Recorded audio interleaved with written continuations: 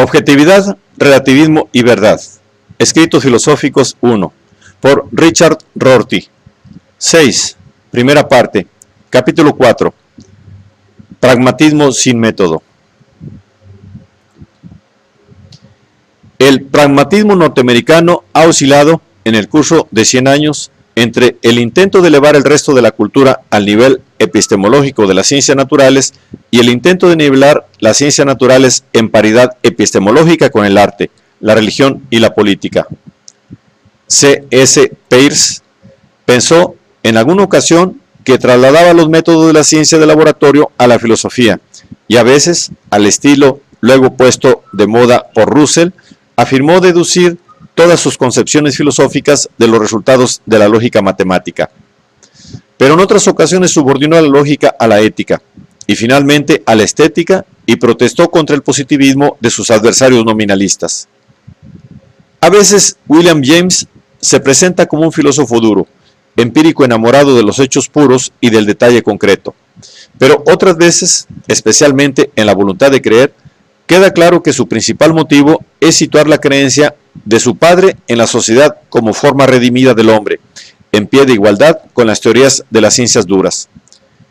Considerando la creencia verdadera como una regla de acción exitosa, esperó eliminar así la supuesta diferencia entre las creencias científicas en cuanto a creencias con prueba y las creencias religiosas adoptadas sin prueba alguna. A su vez, Dewey se mostró agradecido a la ciencia natural, en especial la representada por Darwin, por rescatarle de su inicial hegelianismo.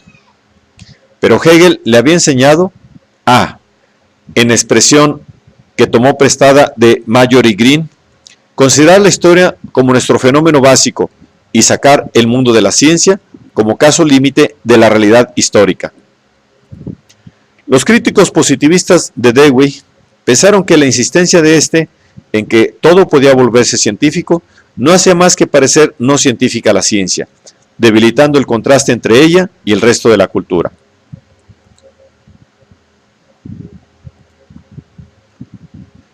Pueden describirse estas dos vertientes del pragmatismo de otro modo. Una vertiente vuelta hacia el público en general y la otra vuelta hacia los competidores dentro de la profesión de filósofo. En el ámbito público, la principal función social y cultural de este movimiento ha sido romper la costra de la convención, favorecer la receptividad a lo nuevo en vez del apego a lo antiguo y en particular liberar a un país de la cultura religiosa en que comenzó y que aún domina su vida. En esta vertiente ha intentado eliminar la influencia de los viejos códigos morales y sustituirlos por una actitud experimental, sin temor a la legislación social aparentemente revolucionaria ni a las formas nuevas de libertad artística y personal. Así, esta vertiente del pragmatismo ha sido cientifista. Ha pasado su tiempo presentando al científico experimental como modelo para el resto de la cultura. Sin embargo, entre sus colegas, los profesores de filosofía, los pragmatistas se han distinguido de otras suertes de cientifismo.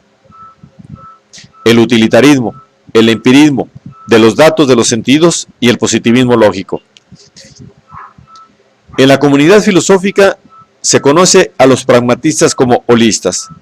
Al igual que los idealistas, dudan de la tesis de que podemos aislar pequeños ladrillos llamados significados o sensaciones, o placeres y dolores, y construir algo interesante con ellos.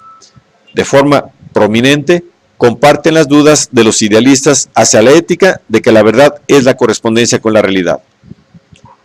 Estas diversas ambigüedades han hecho que en ocasiones el pragmatismo parezca un movimiento bastante confuso, ni suficientemente duro para los positivistas, ni suficientemente blando para los estetas, ni suficientemente ateo para los descendientes de Tom Paine, ni suficientemente trascendental para los descendientes de Emerson.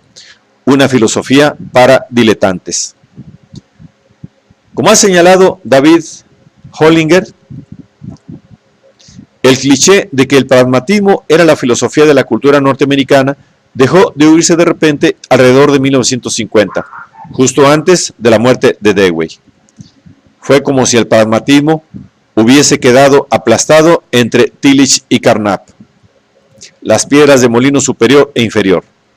Carnap, con su vuelta al empirismo duro, se convirtió en el héroe de los profesores de filosofía, pero la mayoría de los intelectuales norteamericanos volvieron la espalda al pragmatismo y a la filosofía analítica simultáneamente.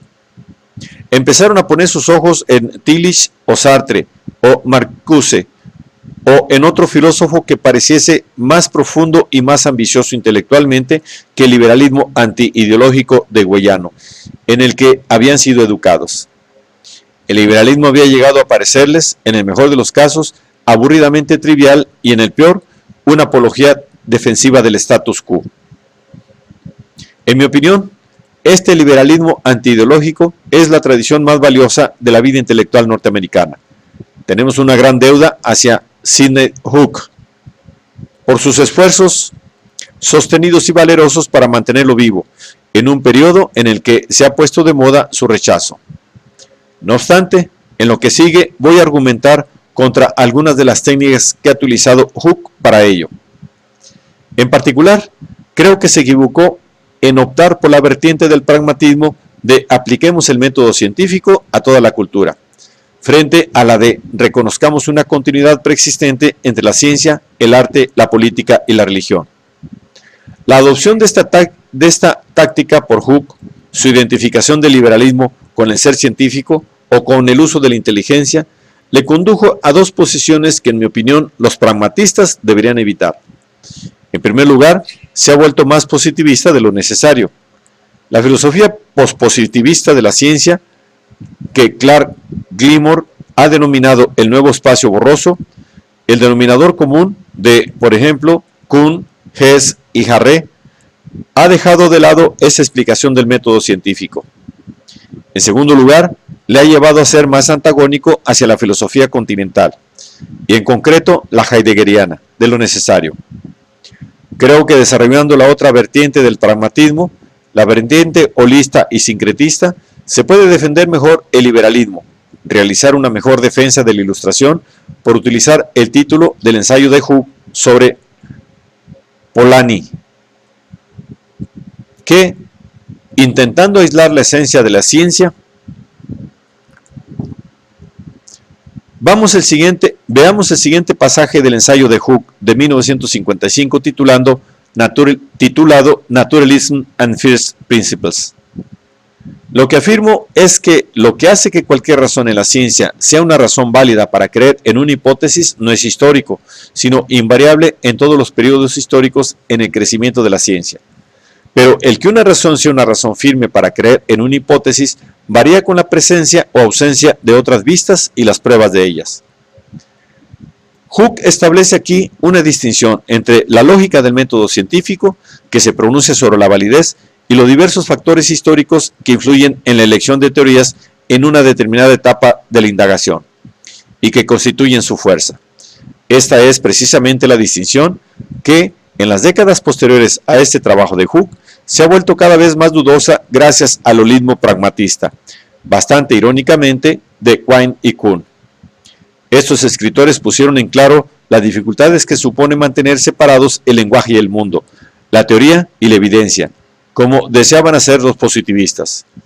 Mientras que Hook intentó contar con la filosofía positivista de la ciencia como aliado e interpretar la referencia de Dewey al método científico en esos términos, la mayoría de los filósofos de la ciencia han estado avanzando en la dirección de la sospecha de Dewey hacia los intentos de contrastar un ámbito objetivo dado, por ejemplo, la evidencia, los hechos, con las iniciativas humanas. Poco después del pasaje que acabo de citar, Hook prosigue del siguiente modo. Si lo anterior es válido, creo que constituye una razón para creer que solo existe un método fiable de alcanzar la verdad sobre la naturaleza de las cosas, en todo lugar y en toda época, que este método fiable alcanza su madurez en los métodos de la ciencia y que la conducta normal de un hombre al adaptar medios afines traiciona sus palabras cuando lo niega.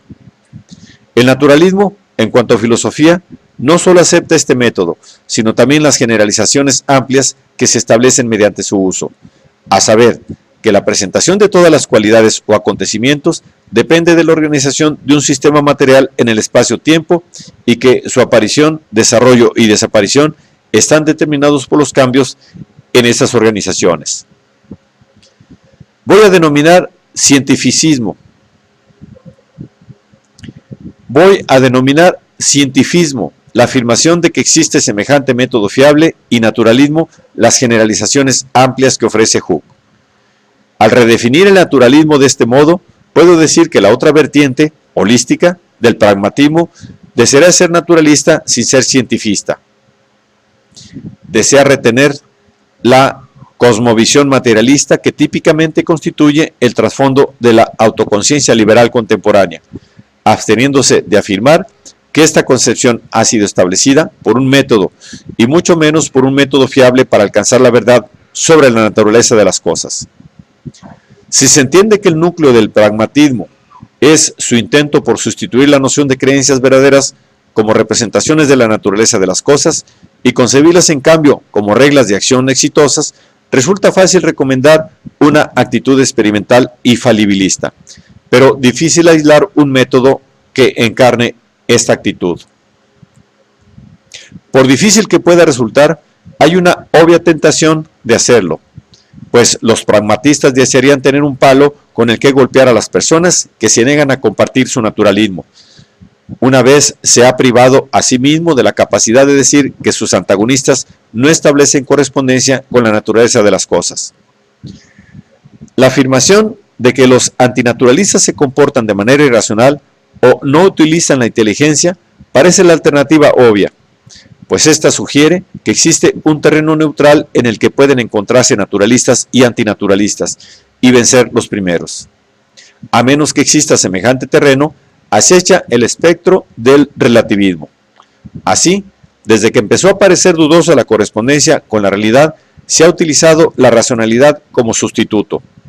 La manera de Dewey de hacerlo fue subrayar la diferencia entre los sacerdotes y los artesanos, los contempladores y los realizadores. Hooke reitera este contraste cuando dice, por ejemplo, lo siguiente: la ciencia y la arqueología representan dos actitudes diferentes hacia lo misterioso. Una intenta resolver misterios, la otra les rinde culto. La primera cree que los misterios pueden volverse menos misteriosos incluso cuando no se despejan, y admite que siempre habrá misterios. La segunda cree que algunos misterios concretos son definitivos.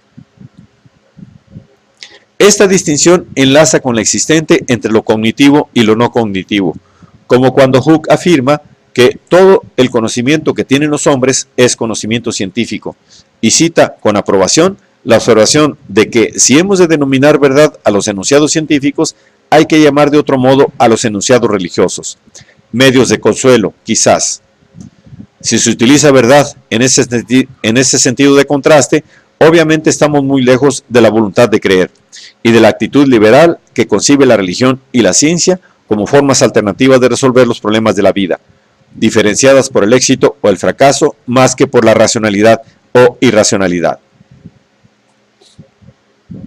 El pragmatista holista anticientifista, que adopta esta última actitud, quiere que adoptemos el naturalismo sin considerarnos más racionales que nuestros amigos los teístas. Empieza por admitir la idea de Quine de que cualquier cosa puede ser encajada, volviendo a tejer convenientemente la urdimbre de creencias, bien en una cosmovisión antinaturalista cuyo elemento central es la divina providencia, o en una cosmovisión naturalista en la que las personas ocupan el lugar central. Esto equivale a admitir que James tiene razón contra Clifford. Evidencia no es una noción muy útil cuando se intenta decidir qué piensa uno del mundo en su conjunto. Semejante admisión solo parece relativista si se piensa que la falta de criterios generales, neutrales y formulables previamente para elegir entre urdimbres de creencias alternativas e igualmente coherentes significa que no puede haber una decisión racional. El relativismo solo parece una amenaza para quienes insisten en soluciones rápidas y argumentos demoledores.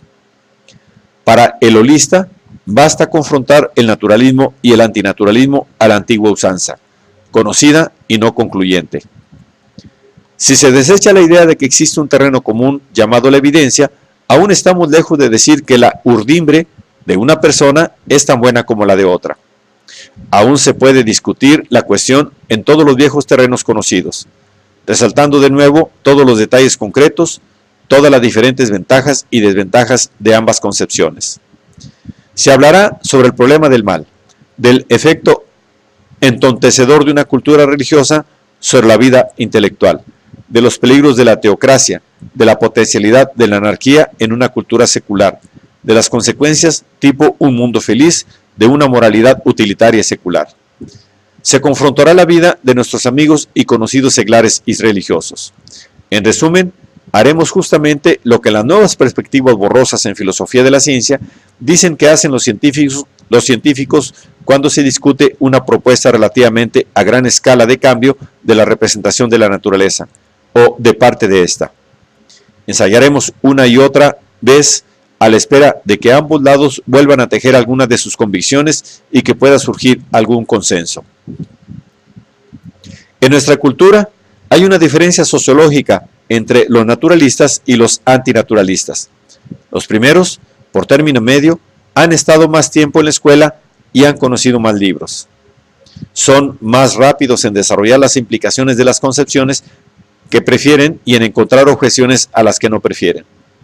Por ello, es tentador pensar que los últimos no han sido suficientemente racionales al adoptar sus concepciones.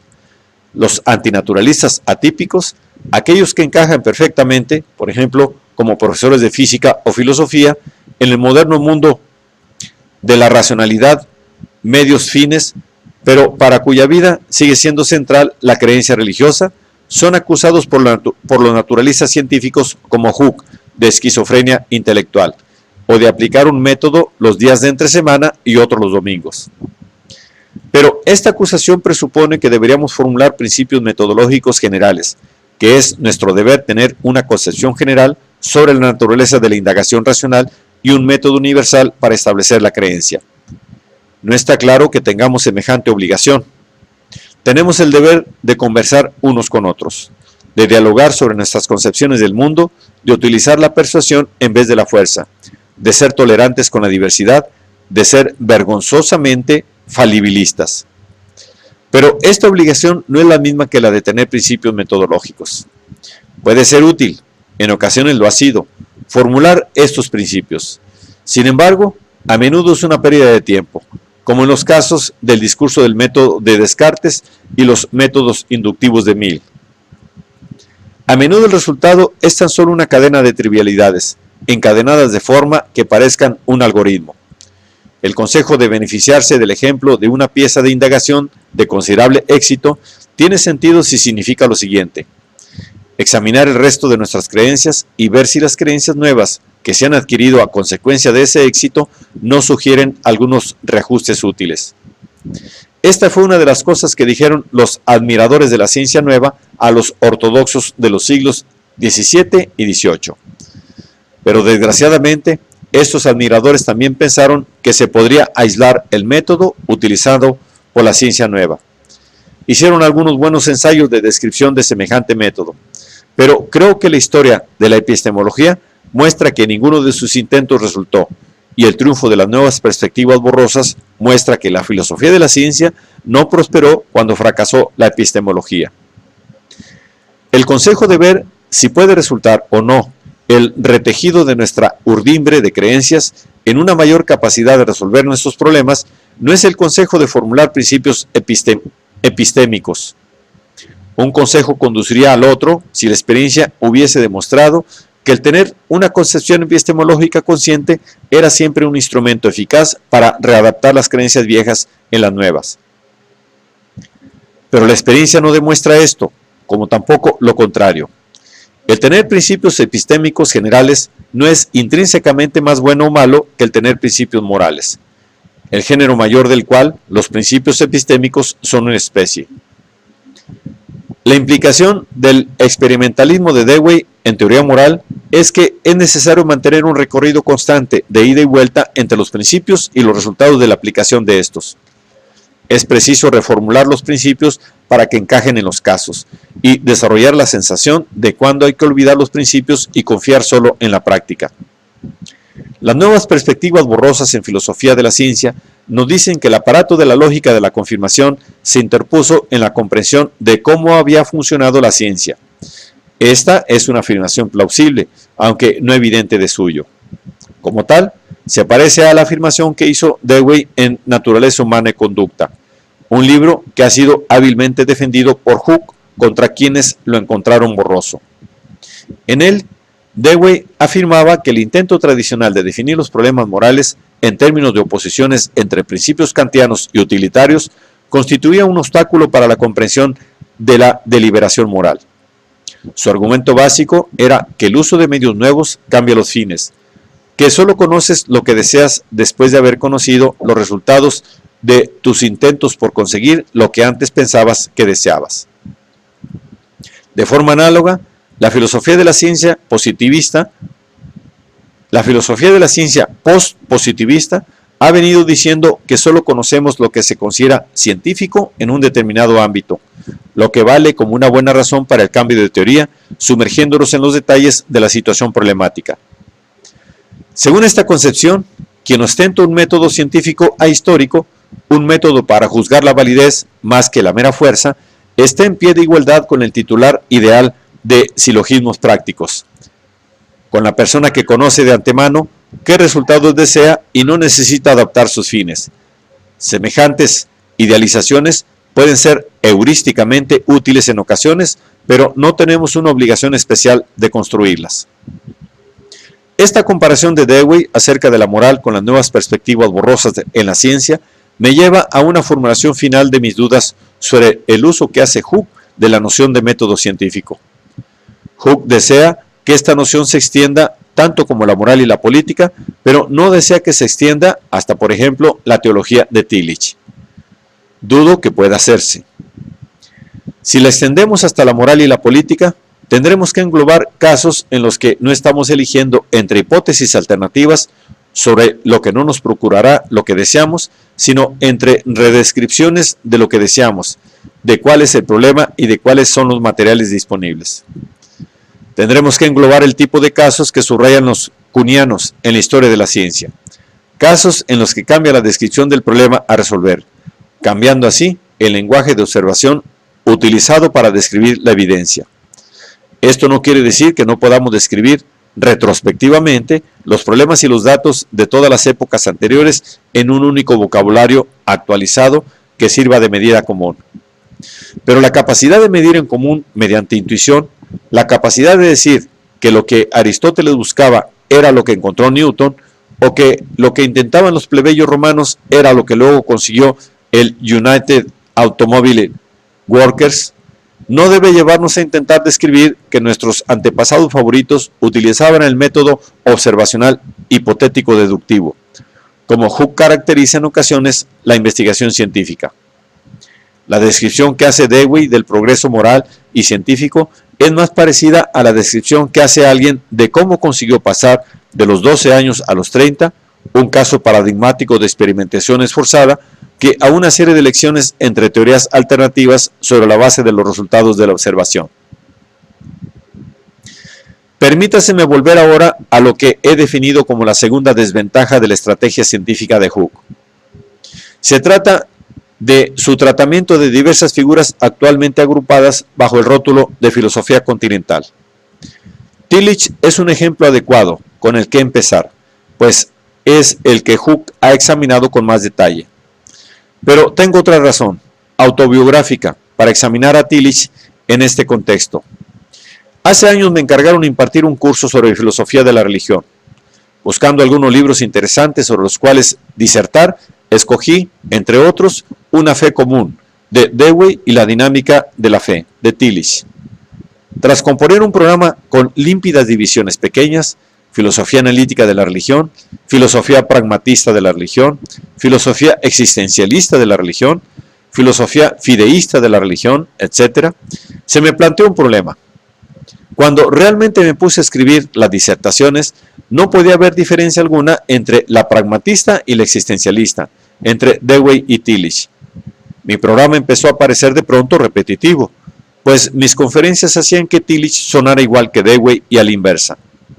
No podía ver la diferencia entre la inquietud última de Tillich y la fe moral de Dewey, ni entre el intento de este último por distinguir lo religioso de lo sobrenatural y el de Tillich por distinguir la fe genuina de la idólatra.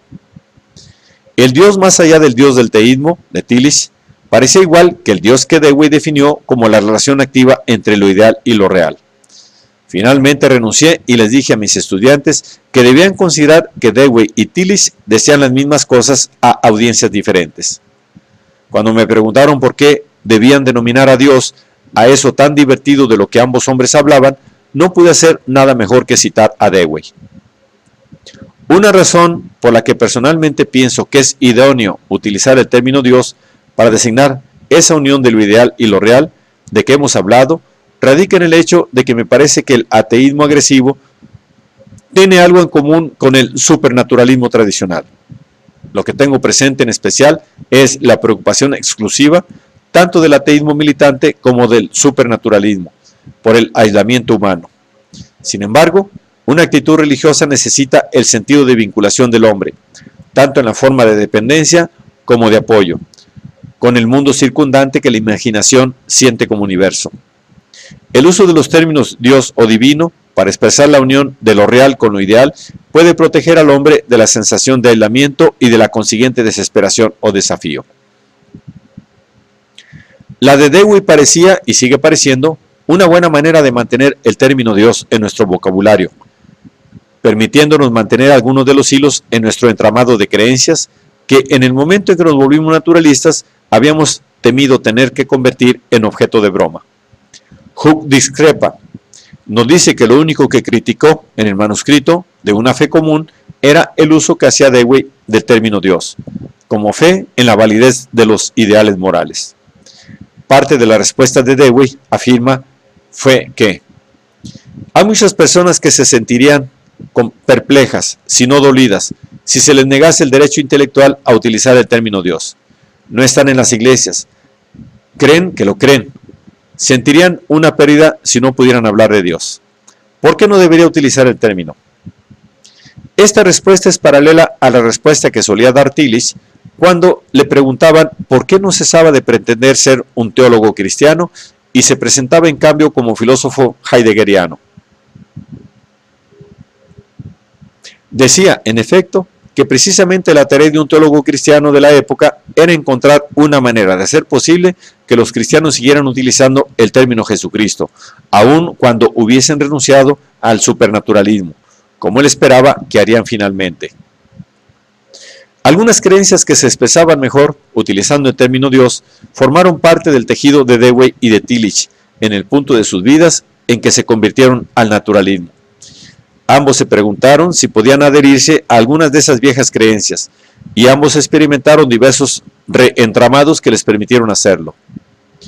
Tillich también pensó que podía adherirse a algunas creencias que se expresan mejor utilizando el término Jesucristo, aunque no Dewey. Por lo que puedo ver, ambos hacían lo mismo, mantener la mayor parte que podían del vocabulario viejo junto a uno nuevo. Sus diversos reentramados no parecen tener un método o lógica diferentes a los apaños que hacen los científicos cuando intentan mantener los acontecimientos anómalos en el marco de las formas antiguas de representar las cosas, o a la inversa, cuando intentan crear un nuevo esquema compatible con las observaciones antiguas.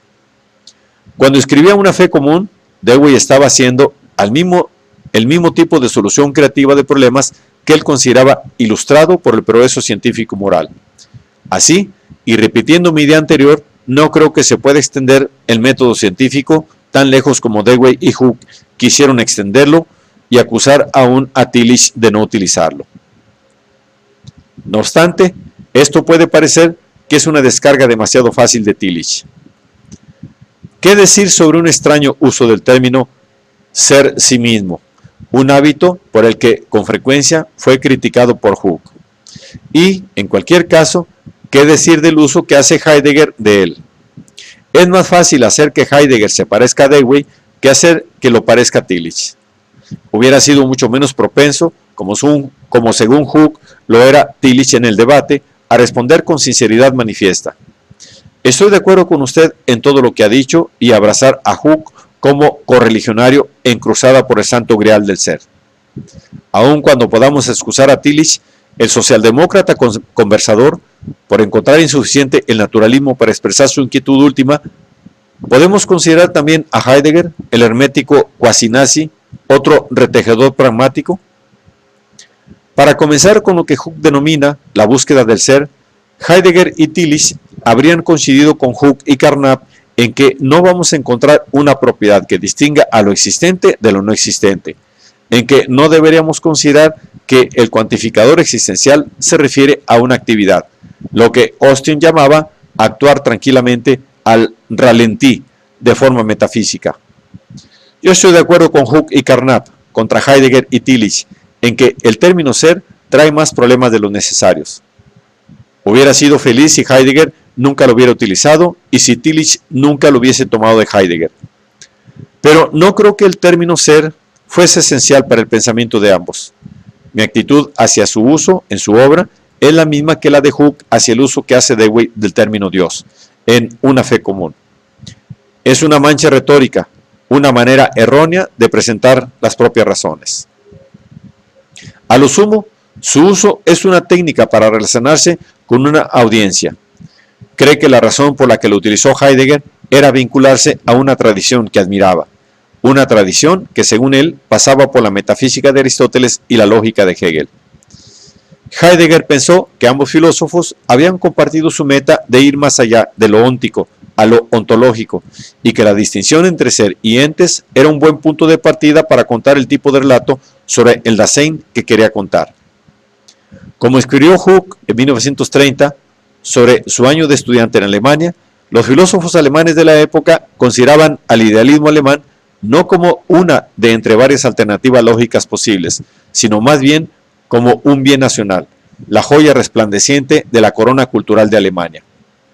Heidegger, el filósofo nacional por antonomasia, utilizaba ser para situarse en el contexto de esta tradición nacional, diferenciándose así de tres movimientos que rechazaba: el neotomismo de su juventud, la Lebensphilosophie y el naturalismo del tipo de Haeckel, que había formado parte de la reacción decimonónica al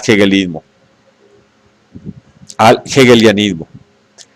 No obstante, unos años después de Ser y Tiempo, Heidegger desechó sin más la noción de ontología, aunque desgraciadamente no sin que antes su admirador rival profesional, Tillich, se hubiera quedado prendado de la jerga anterior. El discurso ontológico sobre la nada hace una breve aparición a comienzos de los años 30, justo al tiempo suficiente para ser satirizado por Carnap, y también desaparece poco después. A partir de entonces, Heidegger se dedicó a lo que, según se comprobó, sabía hacer verdaderamente bien: narrar relatos sobre la historia de la filosofía occidental con el objeto de mostrar de qué forma un decisivo giro del pensamiento, ya iniciado en Platón, había creado la tradición filosófica occidental. En vez de hacer ontología fenomenológica, Heidegger intenta superar ahora la tradición ontoteológica, precisamente la tradición que vinculaba a Aristóteles a Hegel. Como he indicado en otro lugar, en este último periodo, la explicación que hace Heidegger de lo que hay de erróneo en los presupuestos de los grandes filósofos europeos no puede distinguirse claramente de la de Dewey. Con todo, ¿por qué denomina Heidegger olvido del ser al equívoco de esta tradición? Quizás la ontología desaparece en el último Heidegger, pero el ser está en vigor, o más bien no en vigor, sino ausente, ocultándose, absconditus. Se puede estar de acuerdo con las observaciones de Hooke de 1930 relativas a Ser y Tiempo y sobre la esencia del fundamento, en que hay una doctrina mística de la emanación creadora en el fondo del pensamiento de Heidegger, y en que en realidad Heidegger está planteando cuestiones teológicas. Estas observaciones tienen aún validez para la obra posterior de Heidegger, pero desearía modificar lo que dice Hooke, añadiendo que en su obra posterior queda claro que lo que en realidad quiso Heidegger era encontrar una manera de separarse de la teología, aún manteniéndose en contacto con aquello sobre lo que había versado esta, y los libros centrales de la metafísica y el sistema de la lógica. Al igual que Platón y Plotino antes de él, quiso escapar de los dioses y de la religión de los tiempos hacia algo situado detrás de ellos. Así, aunque en un sentido en realidad está todavía planteando cuestiones teológicas, En otro sentido, está intentando encontrar cuestiones mejores que sustituyan a las teológicas, o como diría después, metafísicas. Esto no es algo perverso ni autoengañoso. He sugerido que era precisamente lo que estaba haciendo Dewey en Una fe común y en otros lugares, como en partes de su libro El arte como experiencia. Dewey tenía razón al responder a la recensión de Ser y Tiempo de Hooke, cuando dijo que parece una descripción de la situación en alemán trascendental. La exposición de ese libro de la prioridad de lo disponible a mano sobre lo presente a mano cubre bastante terreno similar a la insistencia de Dewey en las relaciones de interacción entre experiencia y naturaleza. Pero lo más importante es que este terreno se cubrió en ayuda de un proyecto común a Heidegger y Dewey: sacarnos de la pulsión metafísica para encontrar un contexto definitivo, total y final en el que pudieran ubicarse todas nuestras actividades. Motivase lo que motivase el breve flirteo de Heidegger con la idea de ontología fenomenológica, en retrospectiva parece claro que esta disciplina se concibió como una empresa antimetafísica. No fue solo una broma cuando luego tomó prestado el título de Carnap para su ensayo.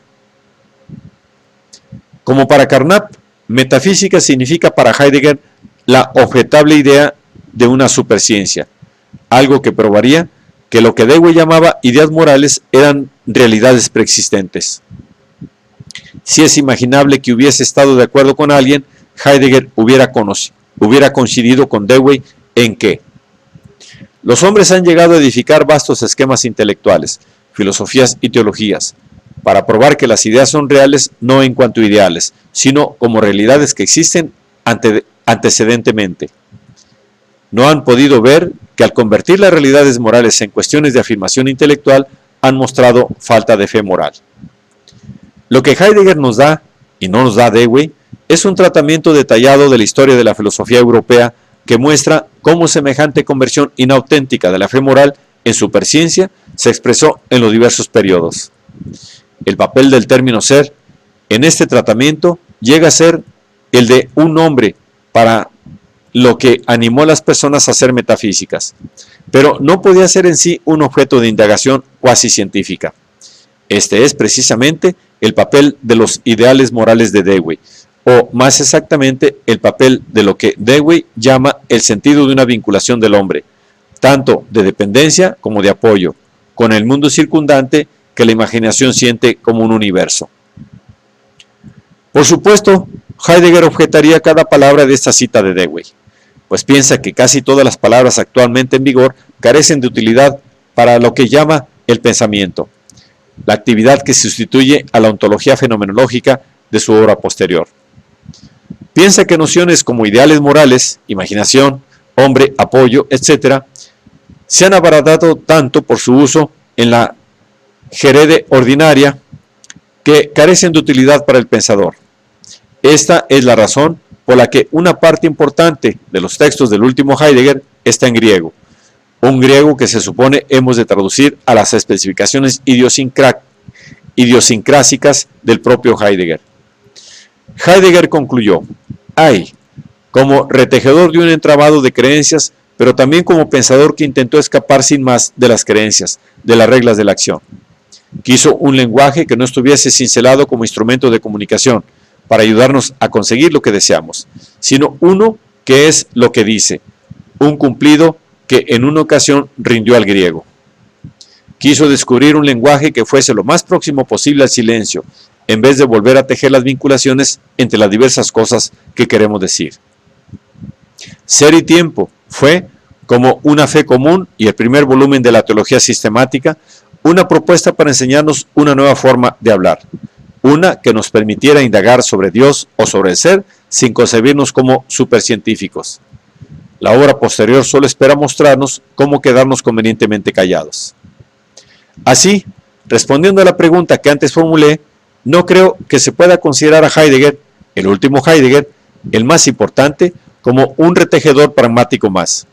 Si es que en algún lugar, aquí encontramos una figura de la que no puede decirse que haya utilizado el método científico en el amplio y borroso sentido no propio de Hooke de ensayar. Se remonta hacia atrás tan lejos para evitar ser un supercientífico más, un metafísico más, un teólogo más, que deja de volver a tejer. Meramente señala y sugiere, pero eso significa que no podemos criticarle por utilizar otro método distinto al de la ciencia. Heidegger no emplea método alguno. No está compitiendo con la ciencia en sentido alguno. No soñaría con ofrecer un conocimiento que no es conocimiento científico. No tiene nada que decir contra el naturalismo, por ejemplo, pues piensa que el pensamiento nada tiene que decir sobre la manera en que funcionan las cosas, o sobre sus causas, o incluso sobre su fundamento. Si fundamento significa lo que entendieron los emanacionistas como Plotino. Igual que en sus primeros años, redefinió todas las palabras importantes que utilizó de modo que tuviesen un sentido ontológico en vez de óntico, haciendo así imposible conversar con él sobre si era o no la palabra correcta para su fin. En su obra posterior se cuida de formular solo oraciones que no pueden concebirse como reglas de acción, como creencias, haciendo así imposible conversar con él. Lo criticable de Heidegger no es la búsqueda de una superciencia que utilizase un método diferente, por ejemplo, un método fenomenológico, al de los científicos naturales. Semejante intento fue, a lo sumo, una aberración de sus primeros años de madurez. Más bien lo criticable es su inhumanismo, su intento de encontrar la vinculación del hombre, tanto de dependencia como de apoyo, con el mundo circundante que la imaginación siente como un universo de Dewey, desprendiéndose de toda vinculación con los demás. Mientras que Dewey pretendió que la cultura europea avanzaba en la dirección de lo que denominamos lo estético, en virtud del ocio y la libertad que había hecho posible la tecnología, Heidegger no vio nada más en la tecnología que el castigo por nuestro pecado original platónico. De manera optimista, Dewey concibió a Platón no como un desastre, sino como uno de los primeros pasos importantes en despojarnos de la religión, aun cuando uno de los precios a pagar fuese la invención de la metafísica. En términos pragmáticos, pensó que había que sopesar las consecuencias buenas y malas, un contraste del que Platón salía airoso. Para Heidegger, la civilización tecnológica era algo tan ajeno al pensamiento, tan poco griego, que solo podía servir la negativa a decir cualquiera de las palabras asociadas a ella. Pero esto solo podía servir de poco. Para Heidegger no hay comunidad que desempeñe el papel que desempeñaron los cristianos para Tillich o los norteamericanos para Dewey. Para ello, no hace intento alguno por ayudar a esta comunidad a encontrar un camino ayudándola a volver a tejer sus creencias y por lo tanto su lenguaje. En resumen, lo que he querido decir es que considero que el ser es en Heidegger y de nuevo, por derivación en Tillich, meramente alemán trascendental, que significa una conexión del hombre con el mundo circundante, que no nos ayuda a concebir el naturalismo, entendido como la generalización de que la presencia de todas las cualidades o acontecimientos depende de la organización de un sistema material en el espacio-tiempo. Esto es lo que nos ayudan a concebir determinadas formas artísticas, cuando no se conciben de manera romántica y trascendental, como una ojeada a otro mundo, y determinadas formas de religión, cuando no se conciben como un encuentro con un poder preexistente que nos ha de salvar. Pero la visión no es conocimiento. Si conocimiento significa el tipo de proposición que puede ser probada contra los criterios públicos explícitamente formulados, entonces Hooke tiene bastante razón al decir que todo conocimiento que tengan los hombres es conocimiento científico. Pero este uso de conocimiento meramente nos obliga a encontrar una terminología nueva para las formas de discurso no sujetas a semejantes criterios, pero que no obstante son necesarias para nuestra vida. En Una fe común, en algunas de sus observaciones más hegelianas sobre la función social de la filosofía y en algunas de sus observaciones igualmente hegelianas sobre la función del arte, Dewey intentó formular semejante terminología. Según mi interpretación, esto es también lo que estaban haciendo Tillich y en ocasiones Heidegger. Permítaseme ahora intentar reunir mis dudas sobre el método científico con mi intento por hacer parecer respetable la búsqueda del ser. Según veo la cuestión, tanto el pragmatismo como la filosofía continental tienen un interés común en refutar una determinada concepción tradicional de la filosofía. Se trata de la concepción de una disciplina que una el rigor argumental que hace posible la apelación a criterios comunes con la capacidad de decidir las cuestiones de significación última para nuestra vida. La imagen tradicional de la filosofía es la de una disciplina que dará lugar, algún día, a resultados no controvertidos acerca de las cuestiones de interés último. El lado cientifista del pragmatismo, el que mejor representa a Hooke, rechaza esta imagen de la filosofía como superciencia, utilizando un método privilegiado y alcanzando así una suerte de conocimiento no asequible al mero científico natural.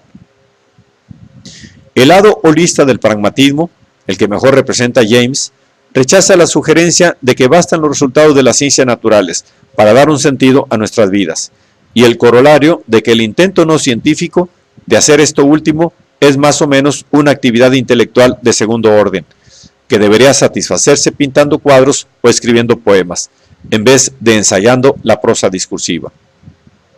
Esta vertiente del pragmatismo desea evitar que el científico natural pase a ocupar el papel cultural que dejó vacante el filósofo como supercientífico, como si la cosmovisión naturalista bastase para los fines para los que fueron inventados los dioses, las ideas platónicas y el espíritu hegeliano. Desea que ese papel cultural siga estando sin cubrir.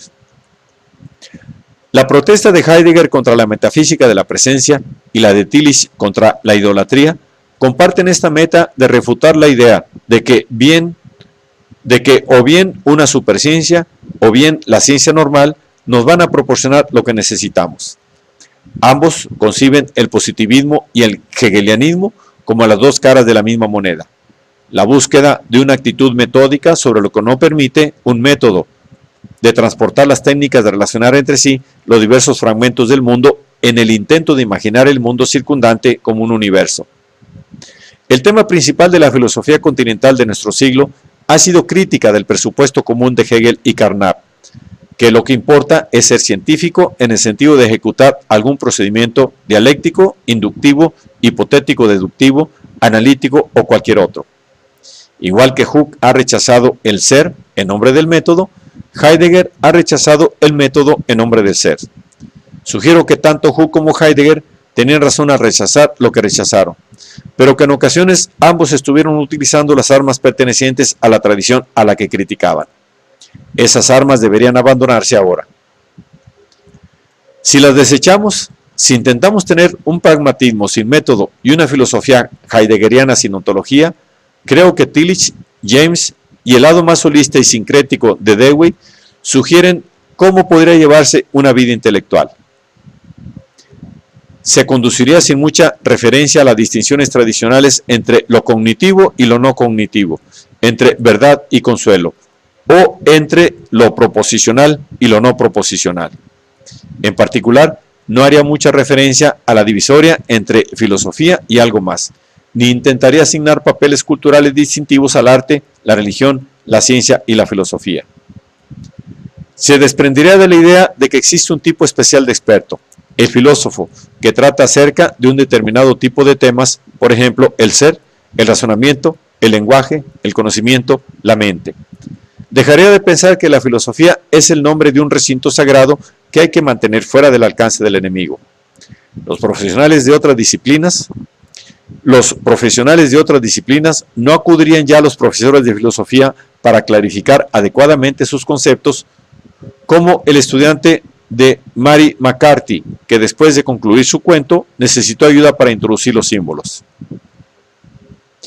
Si podemos librarnos de la idea de que había una forma especial de tratar las ideas filosóficas generales, una idea que Dewey hizo todo lo posible por rechazar, tendríamos muchos menos problemas en concebir toda la cultura, desde la física a la poesía, como una única actividad continua e inconsútil en la que las divisiones son meramente institucionales y pedagógicas. Esto nos impediría hacer una cuestión moral del lugar en el que trazar la línea entre verdad y consuelo. Con ello cumpliríamos la misión del aspecto sincrético y holístico del pragmatismo, el aspecto que intenta concebir a los seres humanos como seres que realizan el mismo tipo de solución de problemas de todo el espectro de sus actividades, que ya la realizan y por lo tanto no es posible instarles a que empiecen a realizarla. Voy a concluir en un estilo convenientemente pragmático, señalando la relevancia de lo que he venido diciendo para un problema particular de la actual cultura norteamericana: el desdén por el liberalismo tradicional antiideológico norteamericano que mencioné al principio. Dewey y Hooke combatieron conjuntamente y con gran éxito contra las tentaciones que supuso el marxismo para los intelectuales norteamericanos de los años 30. En concreto, combatieron la tentación de concebir, como los norteamericanos hacemos con frecuencia, que nuestras ingenuas formas de vida cultural domésticas habían sido superadas por un conocimiento importado más sofisticado. Los estalinistas y los seguidores de Niebuhr coincidieron en decirnos a los liberales norteamericanos que éramos realmente ingenuos. Dewey y Hooke pasaron un buen rato refutando a ambos. Gracias a ellos, la mayoría de los intelectuales norteamericanos del periodo anterior a la guerra no fueron deslumbrados por la profundidad alemana ni por la sutileza francesa. Pero en la actualidad las cosas son diferentes. Algunos de nuestros mejores estudiantes se toman en serio a Althusser. La idea de profundidad filosófica está de nuevo en el aire, y esto significa inevitablemente un viaje de vuelta al continente. Este viaje no es en modo alguno algo malo en sí, pero ha llegado a asociarse la idea de que el liberalismo es algo a la vez ligero desde el punto de vista intelectual y necesitado de un diagnóstico.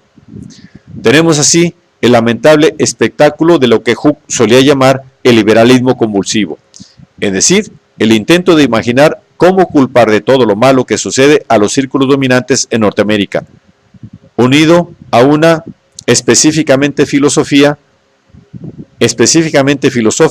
en la afirmación de que necesitamos nuevos fundamentos filosóficos para la crítica de la sociedad burguesa contemporánea, es decir, las democracias parlamentarias que sobreviven. Sería absurdo culpar al fracaso del nervio norteamericano de la posguerra de la presencia o ausencia de las diversas concepciones sobre la filosofía. Se trata de un fenómeno mucho más amplio, la pérdida de la esperanza en Norteamérica como nación rectora. Las frustraciones y dilemas de las últimas 4 décadas pueden haber hecho inevitable esta pérdida, pero no parece inevitable que haya tenido que ir unida a la sensación de que se nos ha encontrado moralmente indignos del papel que se pensó que podríamos desempeñar. Creo que esta indulgente está en el origen de la idea de que el experimentalismo deweyano, el movimiento intelectual dominante de una época más esperanzada, no era filosofía verdadera, sino meramente una disculpa racionalizadora de determinadas instituciones. Por supuesto, esta última idea tiene su grano de verdad. Dewey y sus seguidores postulaban sin duda que la política reformista, tanto a nivel nacional como internacional, podía ser lo que según los marxistas solo puede hacer una revolución. En términos más generales, el pragmatismo es el tipo de movimiento solo concebible en un determinado tipo de comunidad con un cierto tipo de historia. Pero una vez admitido todo esto, deberíamos seguir resistiéndolos a la falsa distinción entre expresar el espíritu de una época y un lugar, y con ello de las diversas instituciones, en términos filosóficos y la verdadera filosofía. Si significa algo, esta idea designa una disciplina que produciría más que semejante expresión, que se separaría de una época y lugar y vería la realidad inmovilizada. Semejantes nociones encarnan la esperanza de que una jerga nueva puede hacer, un día de estos, lo que no ha hecho ninguna jerga antigua: llevarnos hasta las cosas mismas, acabar con la opinión y la convención y las contingencias históricas.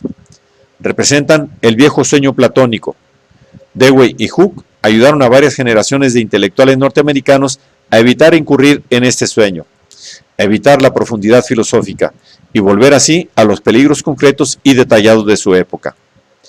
Mi crítica de algunas de las tácticas de Hooke, las que adoptó en su discusión con algunos de sus colegas filósofos, frente a las que adoptó en la escena pública más amplia, se ha concebido como una ayuda a su estrategia general de refutación. Si el pragmatismo, despojado del método, y la filosofía continental, despojada de su profundidad, pudieran reunirse, estaríamos en una posición mejor para defender el liberalismo que la que ilustran las aportaciones de Hooke a la vida política norteamericana.